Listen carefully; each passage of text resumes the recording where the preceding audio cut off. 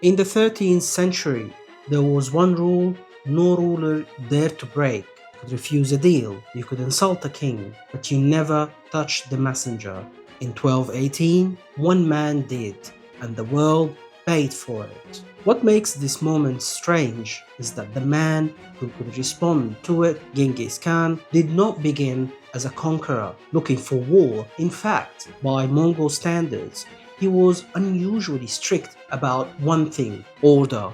He believed chaos destroyed empires faster than enemies, so he imposed rules, harsh ones, but rules nonetheless. One of them was simple: merchants were not enemies, messengers were untouchable, trade was protection. To enforce this, Mongol envoys did not travel armed like soldiers. They carried tablets, passport, stamped with the Khan's authority. To harm the bearer was to insult the entire empire. This was not symbolic. Across the land, governors who interfered with trade caravans were punished more severely than thieves or rebels. Because to the Mongols, trade meant information, and information meant survival.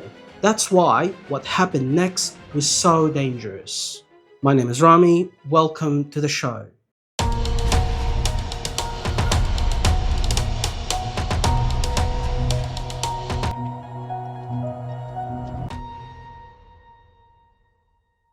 In the spring of 1218, a large trade caravan left Mongol territory heading southeast toward the cities of Khwarezmian Empire. It wasn't an army, it wasn't a provocation, it was silk, silver, and furs, and men who believed the rules still applied. Some of those men were Mongols, others were Muslim from Central Asia, traders who had worked with the Silk Road for years and knew its customs well.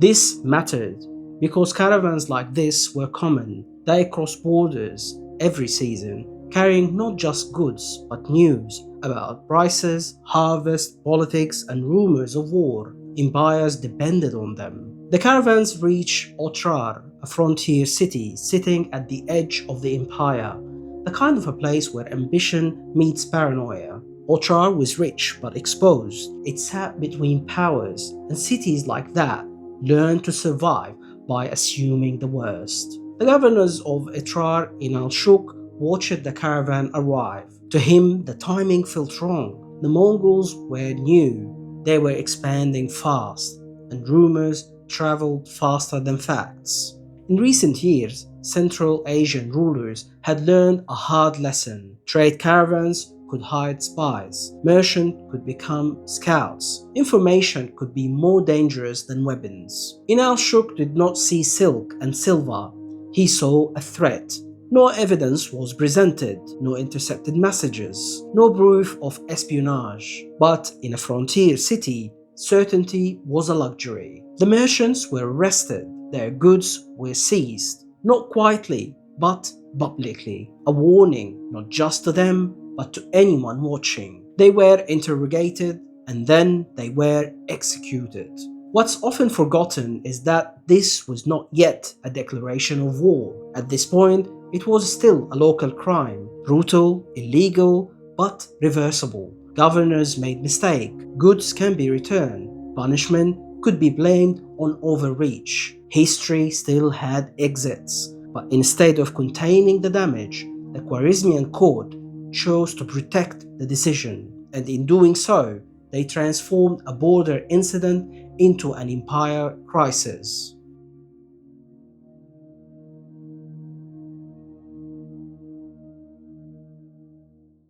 When news of the execution reached the Mongol camp, the response surprised even the seasoned generals. There was no immediate calls to arm, no threats, no speeches. Instead, messengers were sent. Envoys, men chosen precisely because they carried no weapons. They traveled south to the court of Muhammad II of Khwarezm, carrying a message that was almost generous in its restraint. The governor of Otrar had acted without authority. Punish him, return what was taken, and the matter would end here. This was not weakness, this was an exit. one that allowed everyone to save face. The Shah refused, and then he went further. Some of the envoys were executed, one was spared. But before he was sent back, the Shah ordered something very specific. The man's head was shaved clean, not roughly, not in haste, but deliberately. In the medieval world, shaving a man's head and beard was not just humiliation, it was erasure. It stripped him of dignity, rank, and identity. The envoy was sent north alone. No escort, no apology, just a message delivered by a man forced to carry the shame of it on his own body. According to later chronicles, when he reached the Mongol camp, the man did not speak immediately. He knelt, and for a moment, no one recognized him. Only when he raised his head, bare, exposed, unmistakably altered, did the message become clear. Words were no longer enough. The Khan listened. He did not interrupt. He did not react. Then he spoke. Not in anger, not loudly. You have chosen war. And with that sentence, diplomacy in Central Asia ended. Not because peace had failed, but because it had been deliberately humiliated.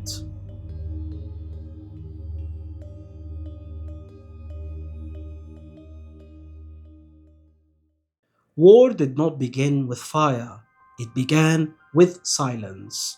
After the envoys were killed, nothing seems to happen. No invasion, no marching armies. Weeks passed, then months. Some in the Khwarezmian court believed that Mongol had backed down. But on the ground, silence was not hesitation, it was work. Scouts moved alone or in pairs. They traced rivers, measured mountain passes, counted bridges, marked wells. Captured traders were questioned, then released, so their stories would travel faster than scouts ever could. Which cities were loyal? Which governors resented the Shah? Which walls were strong? And which were neglected? This was not conquest, it was rehearsal. Inside the empire, confidence began to shrink. The Shah trusted no one. He divided his army across cities, fearing betrayal if any general had too much power. Orders contradicted one another. Reinforcement never arrived. And all the while, the Mongols waited. When the invasion finally began, it did not feel like the start of a war. It felt like the continuation of a decision already made.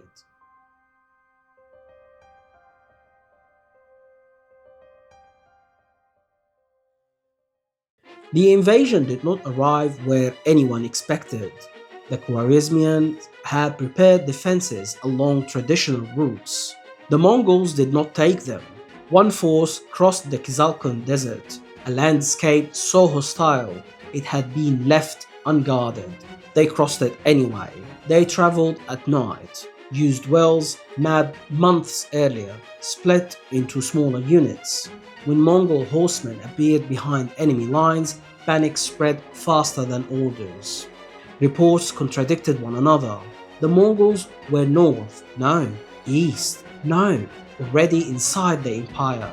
Governors stopped trusting messengers. Commanders stopped waiting for instruction. That was the point.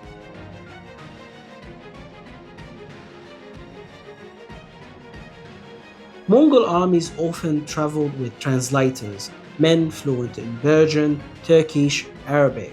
Before attacking, they often sent some messages, offering terms, not to negotiate, but to divide.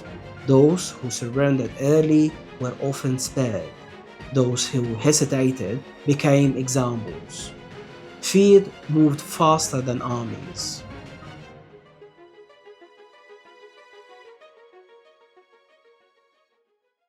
The Mongols did not move as one force. They moved as several, spreading out, then converging. One commander overseeing this campaign was Sobotai, a man who believed battles were won before armies met. Instead of chasing the Shah, Mongol forces targeted supply lines, crossings, and smaller towns. They turned geography into a weapon. Cities fell not because their walls were weak, but because no one knew who was coming to help them.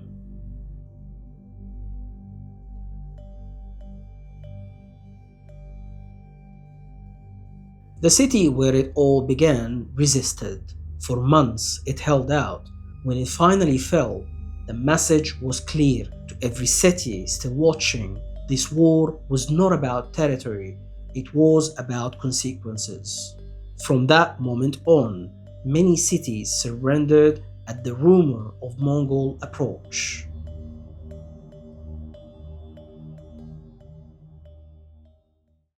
To understand how catastrophic the fall of the Khwarezmian Empire was, you first have to understand what it had been. This was not a fragile state. Under Muhammad II, the empire stretched from the borders of India to the edges of the Middle East, controlling the richest cities of the Silk Road, Samarkand, Bukhara, Organich. Its armies were large, its treasury was full. To the outside world, the Shah looked powerful, but power is not the same as legitimacy. To the west sat Baghdad, the seat of the Abbasid Caliphate. The Caliph no longer commanded vast armies, but he still represented recognition, something Muhammad II never received. And rulers without legitimacy often ruled through suspicion instead. As Mongol armies closed in, the court collapsed into fear. The Shah did not gather his generals, he did not choose a decisive battle. He fled from city to city, from fortress to fortress. He feared betrayal more than defeat, so he kept his armies divided, isolated, ensuring no one general could challenge him. When the Mongols attacked, there was no single army to defeat, only many smaller ones. Chronicles describe his entourage shrinking with each move. At first, the court, then guards, then messengers, eventually just few companions carrying news that grew worse by the day. Cities falling, governors surrendering, castles opening gates simply to survive. As his empire collapsed behind him, the Shah fled toward the Caspian Sea. At one point, he took refuge on a small island, offering no protection, only isolation. There, stripped of his ceremony and power, he fell ill. He died far from the cities he once ruled, as Mongol armies continued west long after his authority vanished.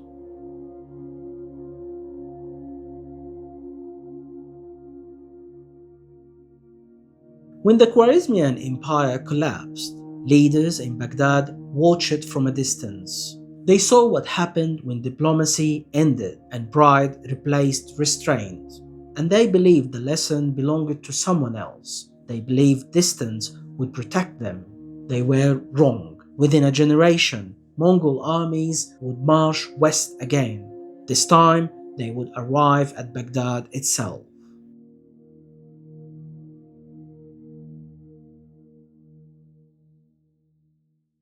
Long after Khwarezm vanished, the Mongols kept one lesson alive. They wrote it into law. Harming a messenger became a crime, punishable by death, not out of mercy, but survival. One later story tells of a Mongol envoy briefly detained by a local commander, not killed, just delayed. When the word reached the Khan, the commander was removed immediately. Not executed in battle, simply erased from authority. The rule was clear: when messengers die, wars lose their brakes. The Otrar incident did not begin with a battle, it began with a choice. A governor who trusted suspicion more than evidence, a ruler who defended a mistake instead of correcting it. History did not change in 1218 because war began. It changed because diplomacy ended. If you find this story interesting, hit like, share and subscribe. And here's something to think about. How many wars in history began not with hatred, but with a leader who refused to admit a single mistake?